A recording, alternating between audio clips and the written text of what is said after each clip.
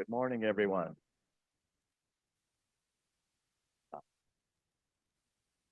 I'm glad to be here this morning. I wasn't sure I was going to make it. I was feeling kind of rocky this morning, and I thought, I'm going to come. So, thank you for being here. My purpose in being here and dragging myself out of bed is to welcome you all because I'm so glad to be here among people whose values I share, many of whom I know and feel acquainted with and friendly with, and others who may be shopping for community, looking for a place where they might fit in. They might find people who share their values and with whom they might like to become friends. So we're most glad that you're here. Unitarians are people of many beliefs. We try to learn from belief systems and wise people throughout the planet and throughout history. What holds us together are our values, the central value being love. And love guides us. On a good day, love is my compass. And I wander off course. So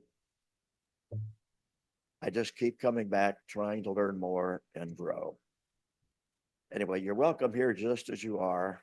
I'm only partly evolved, so I mean, I think we might fit in. If this is your first time, we really want you to enjoy the service. One thing to be aware of, and this is an excellent example this morning, is that in this UU church and many UU churches, you won't always hear the same person speaking from the pulpit.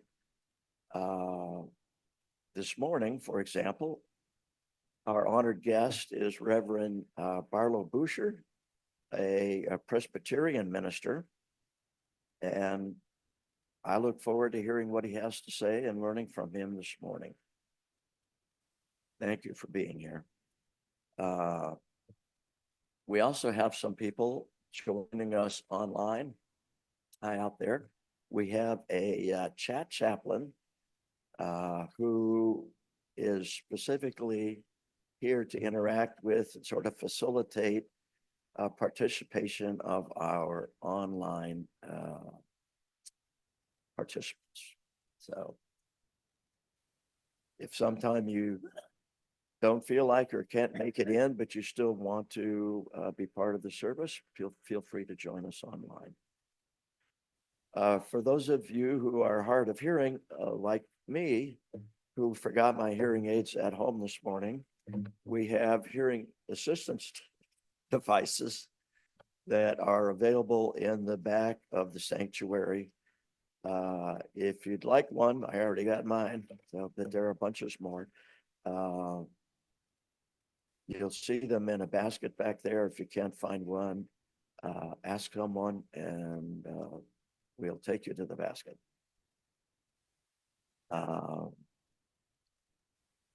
You can find more information about Unitarianism, UUism, and this particular congregation on our website at homauu.com. There's also a Facebook page where you can find recordings, videos of speakers who've participated and enriched us here in the past.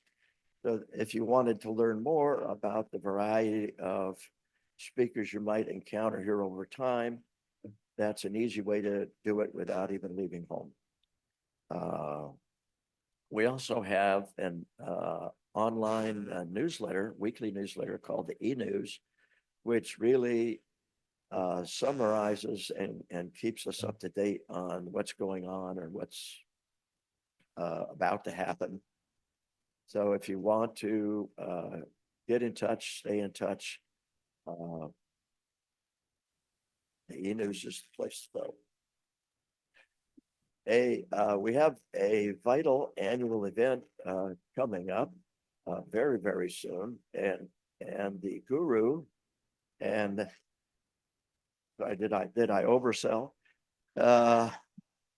This is Sheila Wybrow, and she's pretty awesome. She has some words for you. So Teresa Hall and I are the co-chairs. David Pettit is right there. Debbie Ramsey and Penny Douglas are all here today. So if you get your ticket for dinner, tickets give you entry and access to the dinner beforehand, which starts at 5. But if you want a free ticket, volunteer, sign up to be a volunteer. So Teresa and I will be roaming around, ready to pounce on anybody who looks like they might be ready to volunteer. And I'm carrying the golden paddle. We're trying out a game called the golden paddle. If you win the golden paddle, it gives you $100 credit for any live event. And the tickets are limited. There's only going to be a few tickets available. There'll be $25 each. And I think we're only going to dispense with like 15 of them. And donations are dribbling in, so please keep them coming.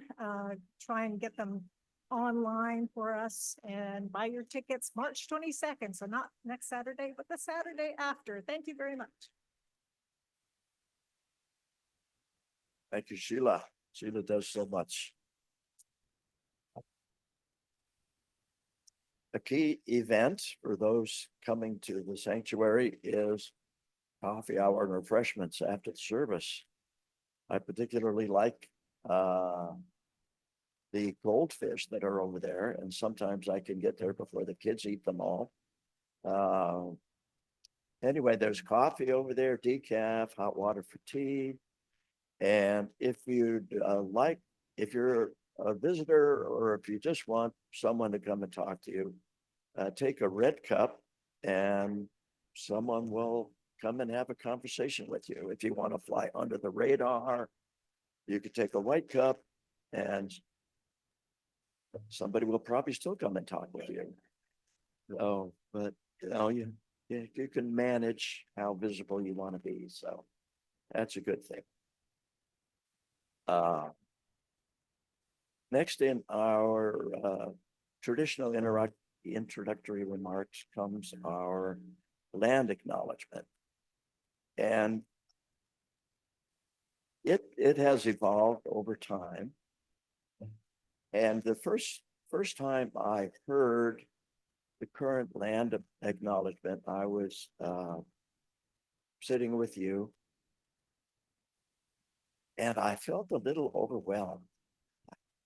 Boy, there's a lot here for me to consider. And as I heard it over and over, and then I read it a few times myself, I came to realize that the reason I felt overwhelmed is because it's so thorough and comprehensive, and it pulls no punches whatsoever. So it is my honor to read this statement to you, which I consider full of integrity. As we begin our service, I respectfully acknowledge that I speak to you today from the land of the Coast Salish people, including the Puyallup tribal nation, land from which they were forcibly displaced. I affirm the continued sovereignty of the 574 federally recognized tribes, including the 29 here in Washington. And I support those still fighting for federal recognition. I acknowledge the theft, violence, and trauma and racism that Indigenous people have experienced at the hands of colonizers from 1492 through the present day. I honor the resiliency of the Indigenous people and stand with them as they continue to fight for land, water, visibility, sovereignty, and their very existence. Lastly, I invite you to send your electronic noisemakers to worship mode. I already did that. I remembered today. Also, the religious education activities need one more volunteer downstairs. There she is. That was easy. So thank you for that, Andrea. And we're ready to roll. It's my honor again to welcome Barlow Buescher. Thank you for your presence this morning, sir.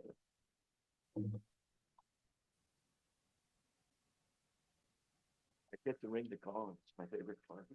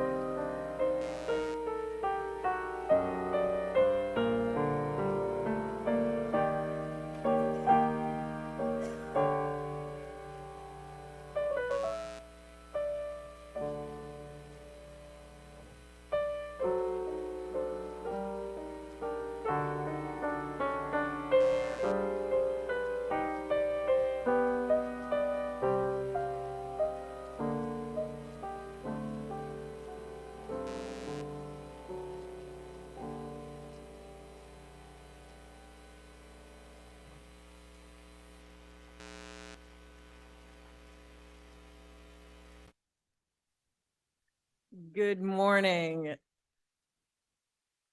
My name is Patty McPhee because there's a whole bunch of new people and I didn't put my name tag on this morning because I've been busy. And just so you all are aware, I do cough, so cough drops were important. I'd forgotten those. We're going to start out this morning with a responsive reading out of the hymnal. It's reading number 597. If you want to turn to that, there it is on the screen.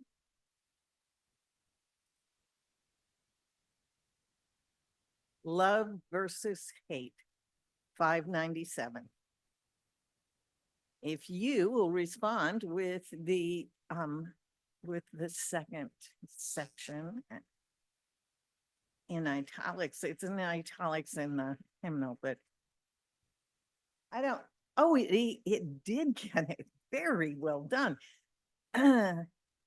Never does hate cease by hating in return.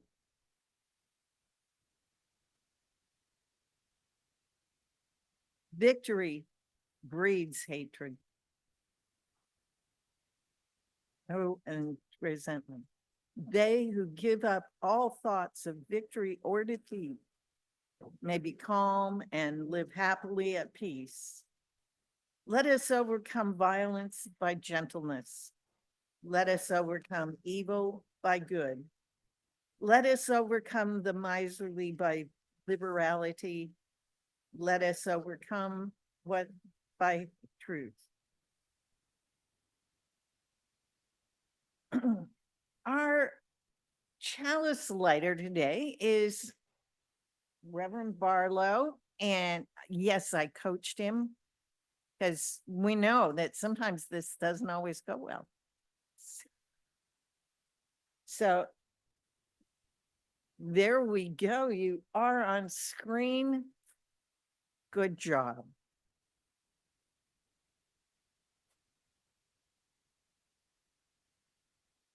It's a two-part process.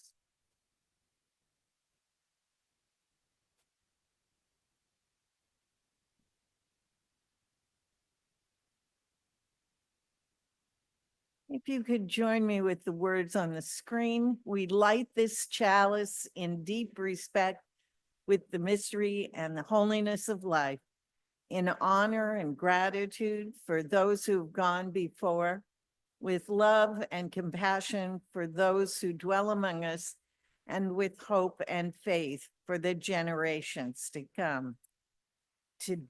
Today, we are so fortunate we have the choir leading us in the hymns. Is that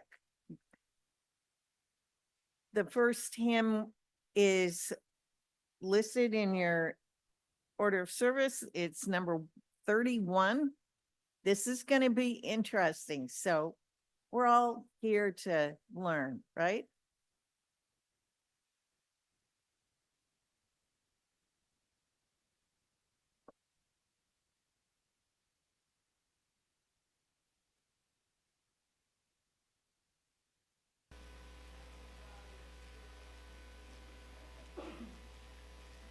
We got to help them out on this. Check, check, check.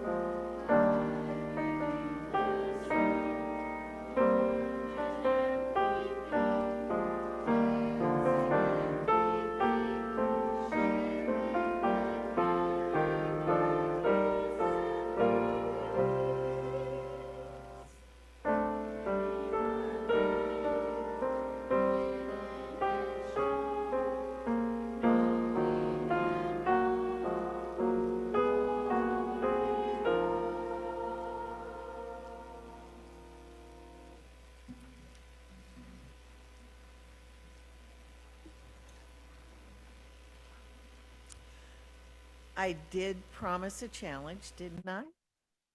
And now it's time for all ages. Let's have the children come up and join us in the front. Hello.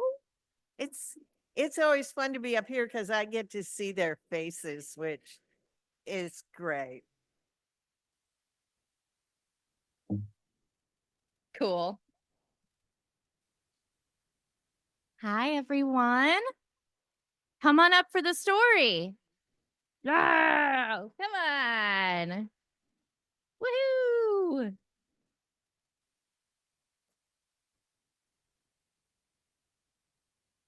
All right. Cool. You know, y'all are sure full of energy for people who lost 1 hour of sleep last night. You didn't. Okay. Oh, it's because you had a party. Woohoo. That's great. I love that. Today, we are going to read a story. Well, yes, I'm going to read a story, but the reason that I got confused is this one is a little bit different. This one is an imagination story. Raise your hand if you know what imagination is. Yes. Lou, what is imagination? It's creative and it's in your head. It's thinking about it creatively in your head, right? So today we don't have a storybook, but we do have this. Does anyone know what this is? What is it, William? What is it?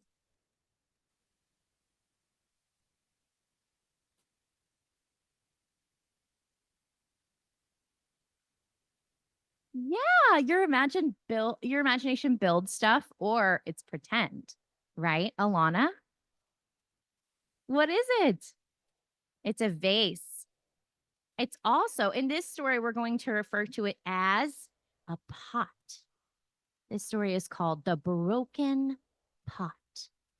Instead of pages, there's going to be a video behind me showing how this pot goes from broken to beautiful.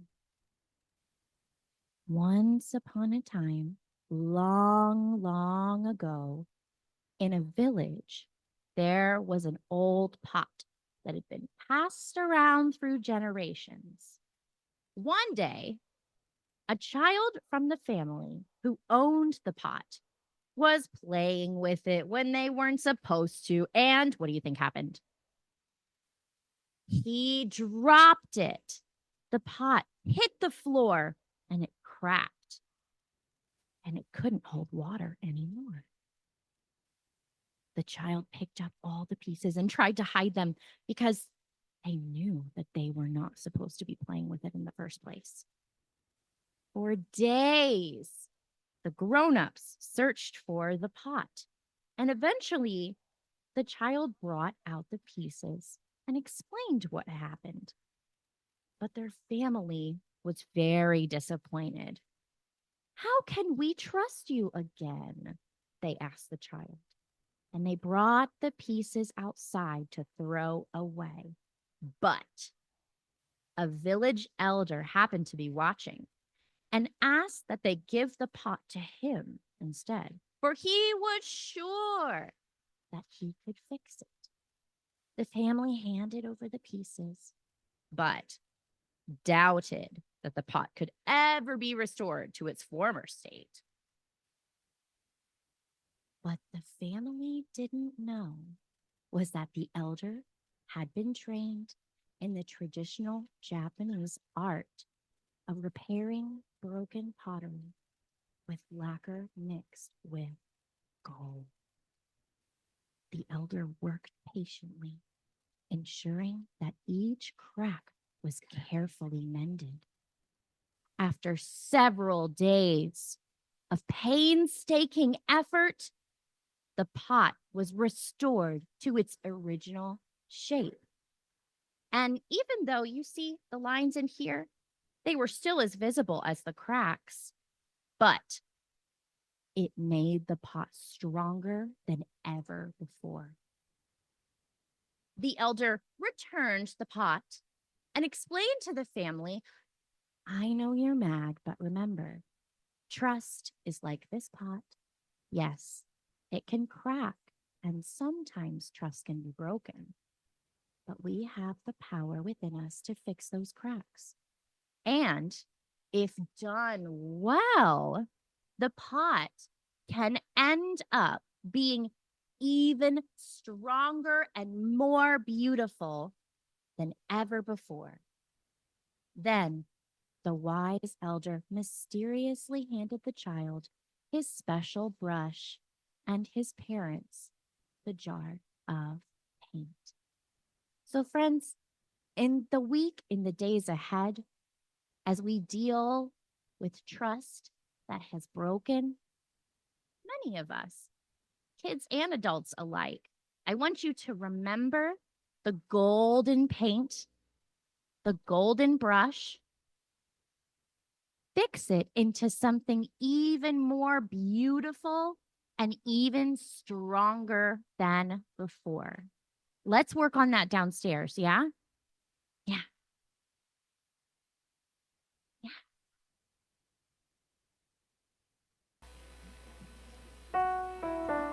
Let's rise and sing the children out. Hold you in our love as you go, as you go. May your heart be at peace as you go. To the spark of your precious light, we hold you in our love as you go. As you go, as you go. May your heart be at peace as you nurture the spark of your precious light. We hold you in our love as you go.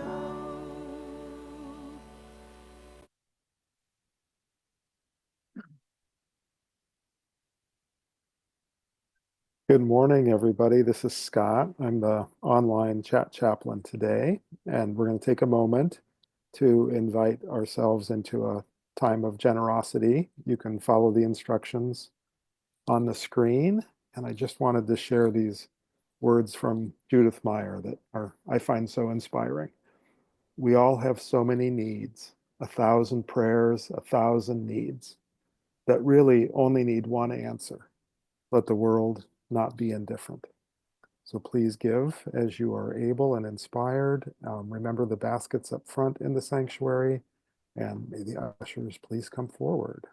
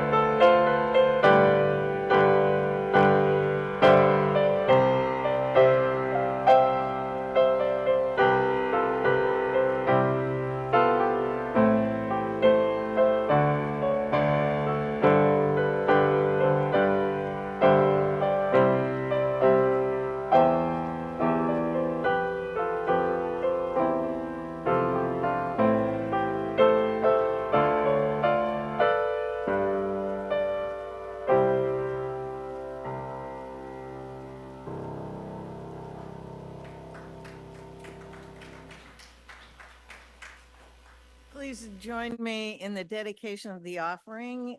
The words will be on the screen. Now, we dedicate ourselves and our offerings to the work of this congregation, weaving a tapestry of love we call community, both within and beyond these walls.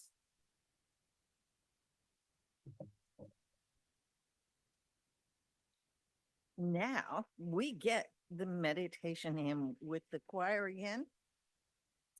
Rise in body or spirit and join in hymn number 6, just as long as I have breath.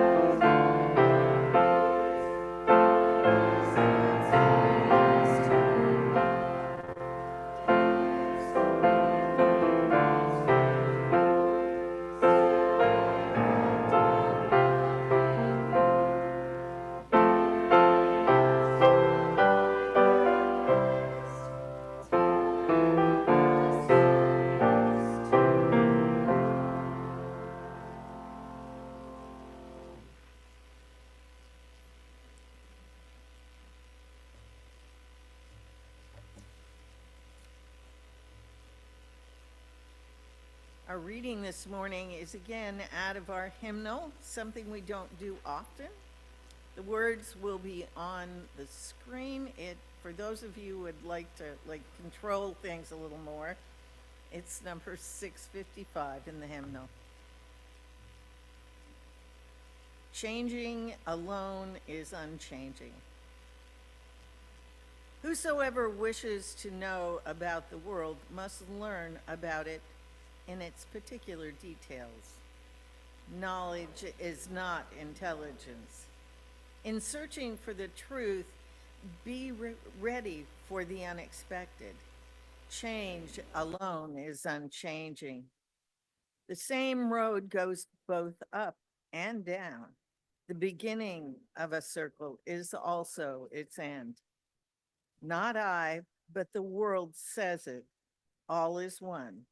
And yet everything comes in a season. With that, I would like to invite up Reverend Barlow, Buescher.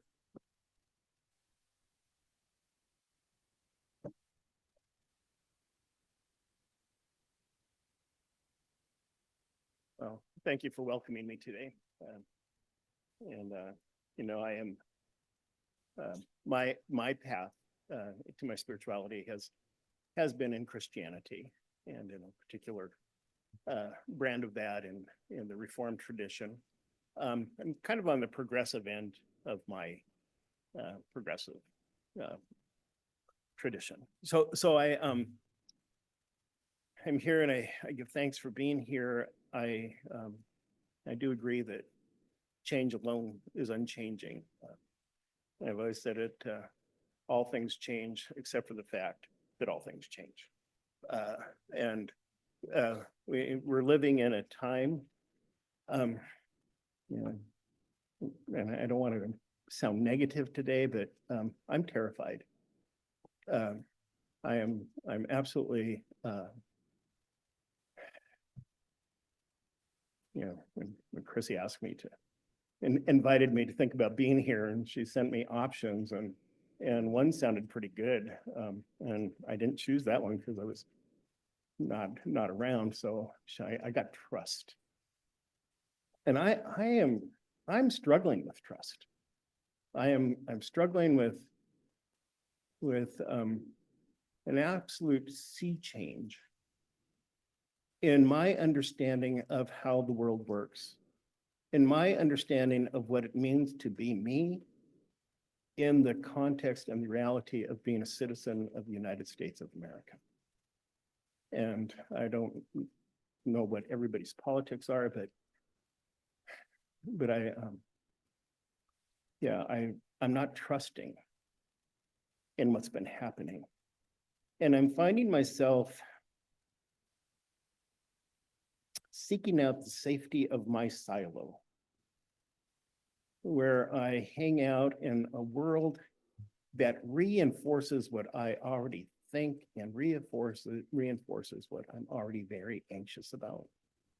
And I find myself othering men and women who are really good-hearted and who really are wanting the best for their own lives and their own children and the future of their lineage. And they have a understanding of how that works that's remarkably different than my own. And I find myself closing my heart to people that life is giving me to love. And I'm very uncomfortable with that. I tapped into Chuck's sermon thing you did a few weeks ago.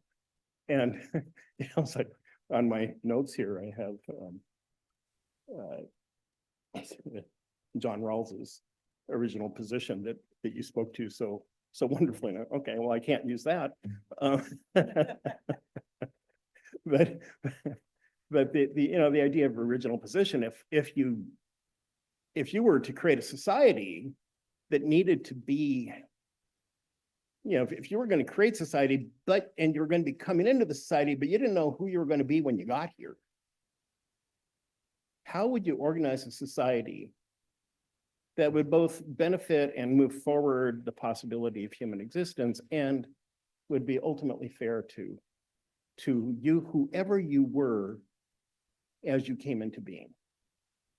And that's a wonderful challenge. And if you ever have time to track down John Rawls and his writings, they're not even, they're complicated, but they're not hard to get a hold of. You get your brains around. He's a wonderful scholar. So kind of put that out there.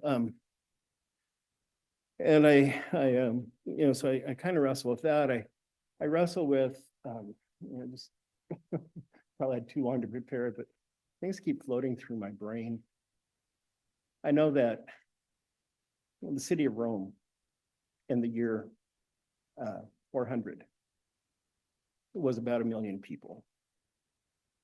150 years later, it was 30,000 people. It was just a big ghost town. Between war and disease, pestilence, people just not being able to do it anymore. The greatest city in the history of the earth at that time had diminished to a small village. And I would guess even there, people really didn't like each other. People othered one another instead of coming together to build and create a possibility of the future. People got stuck in their own position of being right and could not find a way to build bridges that could bring people together and to continue that possibility that had existed in Rome, in spite of all of its problems as an empire. It did remarkable things. My wife and I were in Spain some years ago. Somebody sent us on a hike, and we were out on this hike, and there's this road path, and I thought they had something like AmeriCorps. There was this lovely road. It was all like river stones, kind of flat stones, and ones used as skippers, but they were all turned on their sides. And we walked, I don't know, probably 1.5 miles on this road. And we later learned that that road was installed by the Romans way before the year 400. It was just, it was pavement that withstood the test of time. That when we do things together, we can really have a lasting impact on the world in which we live. We live in a season that some of my books were calling the time of Pax Americana, the peace of America, that the globe has now been 80 years without a major interglobal upheaval. And that part of that is because the United States has taken lead and has resourced other peoples in order to allow people throughout the globe to maximize potential. US aid, the one that's been defunded, responsible for the safety of tens of millions of people at the first flush, and its eradication will very likely bring on millions of unnecessary deaths that will lead to kinds of turmoils that could lead to hundreds of millions of unnecessary deaths. And so we live in a fascinating time, in a complicated time. And well, I'm very drawn to closing my heart and sitting safe within my silo with people who agree with me. And in some ways, I'm assisted in that, and I'm almost forced into that. I turn on social media, and everything that comes my way agrees with me. And everything that I see tells me that those others are the ones who are wrong. And I don't have many venues to be able to come into the world and meet and intersect with the people who are not me, people from silos not my own. And so I struggle with how to be a person of integrity and a person of faith in 21st century America. I go to my own scriptures and tradition, to the second creation story in the Hebrew Bible. And in that second creation story, it says, on the day that the Lord God created the heavens and the earth, when no plant had yet sprung up from the ground because there was no water and there was no human being to care for the earth. On that day, God formed Adam out of the dust and breathed into his nostrils a breath of life. He stood a living being, and he then God put him in the garden and brought up all the plants, and Adam named those. And Adam, by the way, is human, not the man. But he put the human being in the garden, and then he realized it's not good that the human be alone, and so God formed every creature, brought them to the human to see what he would call it, and so we think about the birds of the air and the beasts of the field, but we also think about justice. God created justice and brought it to Adam to see what Adam would call there. God created love. He created the other. He created the enemy. And God created things, brought him to Adam to see what Adam would call them, and whatever Adam called the thing, that it was. And we were given the power to name creation. Now, Back to the philosophy course. Epistemology. Anybody remember epistemology from their philosophy courses? And like, how do we know what we know? You know, so we know things through logic. We discern our way to a thing. We know an awful lot through authority. Thank you. we know we know through intuition, which is one that I don't fully comprehend or understand, but I believe that we just kind of know some stuff because we know it. And then we know through our senses, through experimentation. And we so I'm one who kind of prides myself on being well read. I study a lot, I read the experts, I know stuff, and yet I'm actually not learning by my own experience.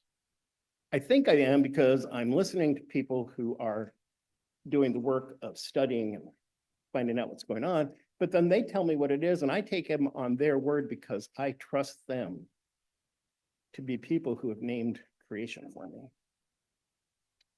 My dearest friend through my whole life was having itching in his urinary tract. And he went into, he just went to the doctor because, it just didn't seem exactly right. And he came home, and 2 days later, he had a diagnosis of advanced kidney bladder cancer. And he's now dead. But just think of how, here's a guy who's, his penis is just, and it's like, and he goes in to find out, well, what's going on, and he comes back being told that he's going to die. And we've given somebody the power to be able to know that and to name that.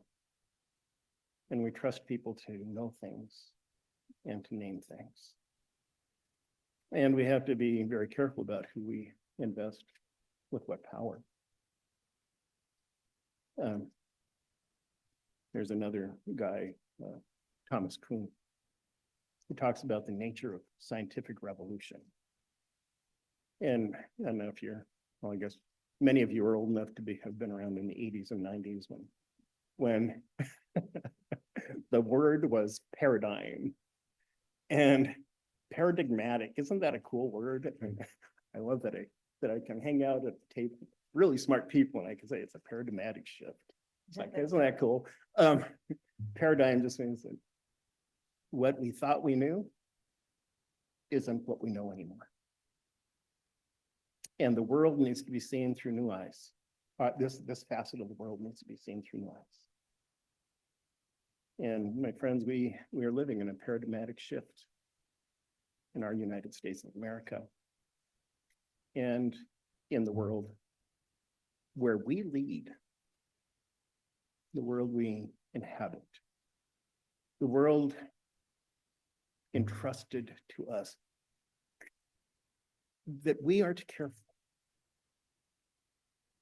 for. And we are in a time where we're seeing an awful lot of grievance. And I think the past election was built on grievance to convince enough people that their lives are miserable enough that they want to change, even if all of the information about that change is very risky. People chose to have something different because they are aggrieved. And my prayer is that we can replace grievance with grace, that we can open our hearts and we can seek out people that we have othered, and that we can have conversations that move the needle incrementally. We don't have to flip the world over, but if we could each one connect with one person who thinks differently than we do and meet them in love and grace, not to convince them, not to change them, not to bury them, not to show them their error, simply to give them grace and welcome, and to open our hearts enough to embrace the fear and anxiety that's driving the division that we're seeing within our country and within our world. If we could each one meet one and create an environment of hope and wholeness that could move the needle just that much, we can transform the world. Thich Nhat Hanh, love that guy, you quoted him too. But my favorite quote from him, he said, in America, to take an hour to drink a cup of tea is an act of revolution. That we are people who are so busy being busy that we never do the thing we're doing while we're doing it. Whatever it is we're doing, we're actually thinking about what it is we got to do next. Like even as I'm talking, you are thinking about what else you got to add to your Costco list because you're over in this part of town, right? It's like, like, I brush my teeth thinking about what I'm going to wear, and I get my clothes on thinking about how I'm going to get the dogs out. And I get the dogs out, and and there's always that next thing, and I almost never do the thing I'm actually doing at the moment. But if we could just be here now, be who we are right now, allow our hearts to expand and to welcome that which we fear, to know that the love and the hope, the integrity that binds us together is enough to withstand those who think differently than we do. I was kind of looking at our folks in our Supreme Court, and I was surprised a little bit about the decision that was made this week about U.S. aid. I was surprised both Roberts and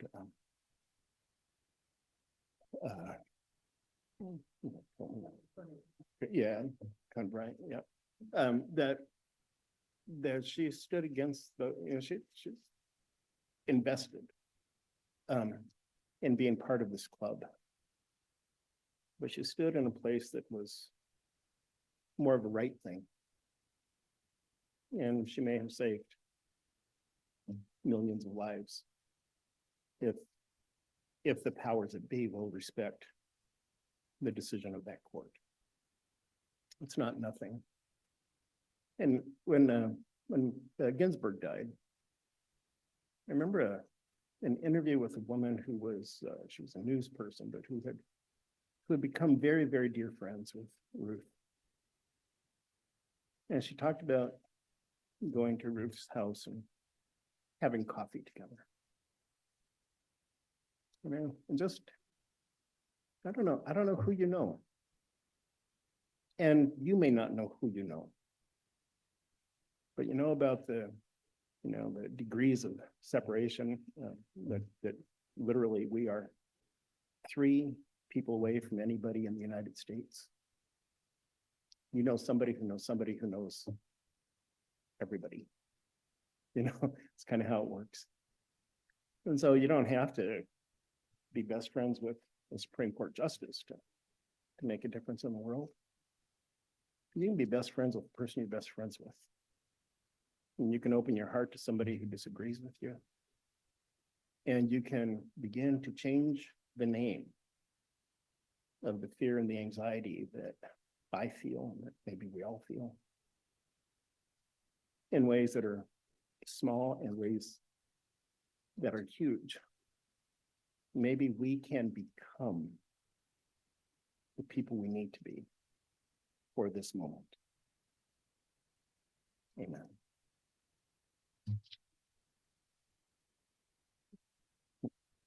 When I'm doing it, supposed to say something about something intentional. I'm not exactly sure that what that is, but I guess it's maybe an invitation to take a half a moment and think about how in your process of naming that which you fear and that which you dream, how could you use who you are and the connections you have to transition the world into a better place. Thank you.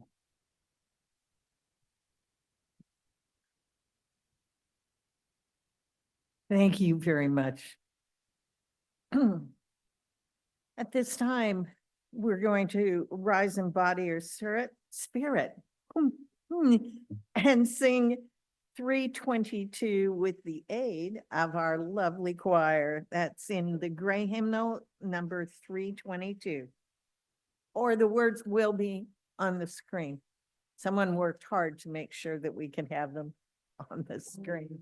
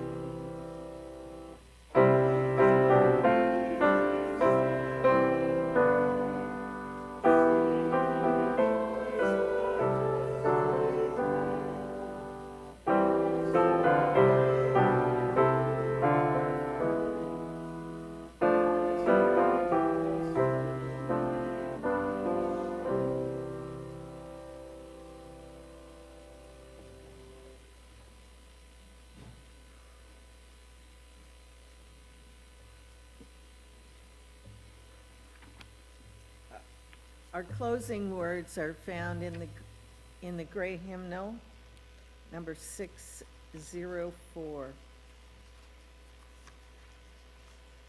I'm sure they're here somewhere. Ah, there it is. Please assist me in this reading. Those who would take over the earth and shape it to their will never, I notice, succeed. The earth is like a vessel so sacred that at the mere approach of the profane, it is matter. And when they reach out their fingers, it's gone. For a time in the world, some force themselves ahead and some are left behind. For a time in the world, some make a great noise and some are held silent. For a time in the world, some are puffed up fat and some are kept hungry. For a time in the world, some push aboard and some are tipped out.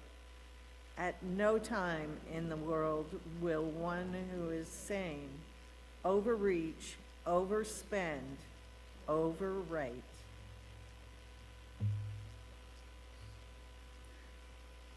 With that, I'm going to ask Barlow to extinguish the flame, and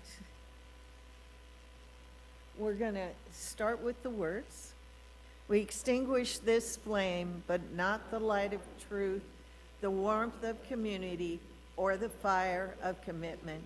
These we carry in our hearts until we are together again. There we go.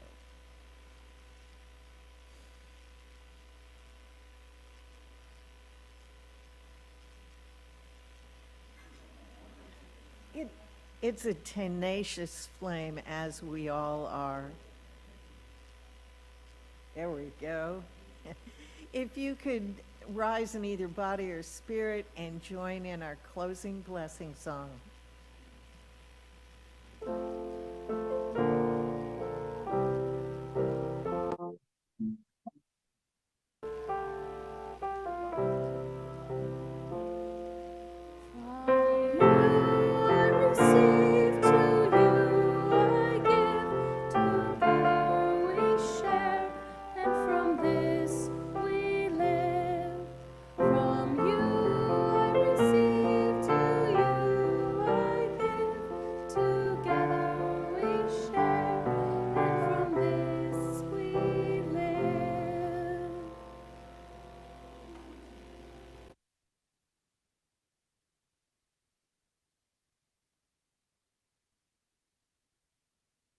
For coffee and conversation.